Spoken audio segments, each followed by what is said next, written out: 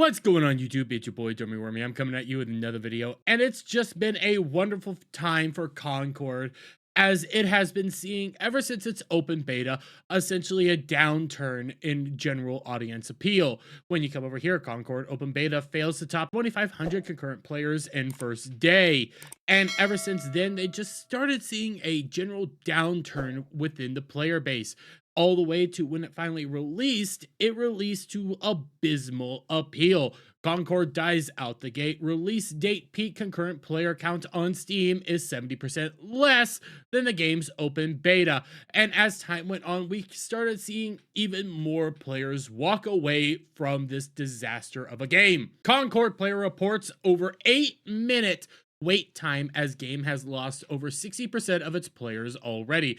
Now, it was also getting reported that just recently, people were basically unable to get into games at all because they were stuck dealing with private lobbies, not enough player base to even engage with the game. The game was a dud.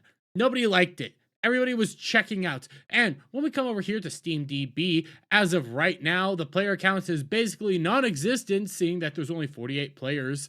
And it saw a all-time peak over the past 24 hours of 132, and the game never managed to peak over 697 as of launch for its concurrent player base over on Steam.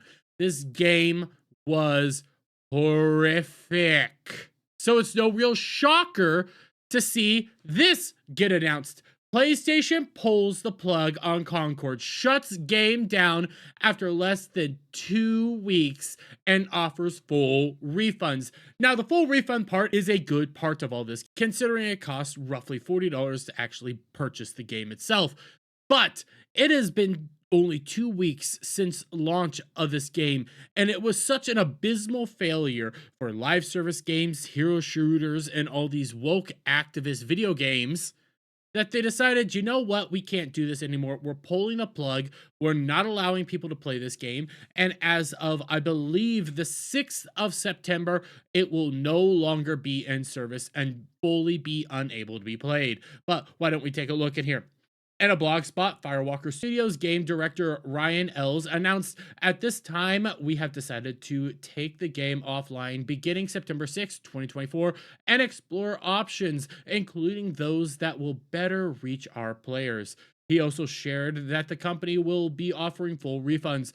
While we determine the best path ahead, Concord sales will cease immediately, and we will begin to offer a full refund for all gamers who have purchased the game for PS5 or PC. If you purchase the game for PlayStation 5 from the PlayStation Store or PlayStation Direct, a refund will be issued back to your original payment method. Now, as you can see, they're planning on trying to rework it, maybe get better eyes on it, get more people interested in the game, get it right in the face of who their audience should be. The thing is, I don't think they have an audience for this game. Remember, most hero shooters are dead right now, and this game honestly doesn't have an audience for it at all. When you take a look at the character selection, all the characters were hideous. I keep pointing out that this character right here was huge, massive, a giant of a character, and when put up against the fat black character right here, this person looked like a dwarf by comparison, and I would say this person was probably about 6 feet tall. This person was a literal giant, and it was a large black woman in disgusting looking power armor with disgusting looking makeup on it. But it's no shocker to see this all fail. It's no shocker to see everything about this game fail outright, because I want you guys to remember that it's being reported that this game costs roughly around $200 million to $250 million to make, and it took them 8 years to develop a game filled with some of the most disgusting, hideous-looking characters I have ever seen, and put out at the tail end of hero shooters. Why would you ever think that that was a smart idea? And on top of that, they only sold 25,000 copies of this game across both Steam and PlayStation.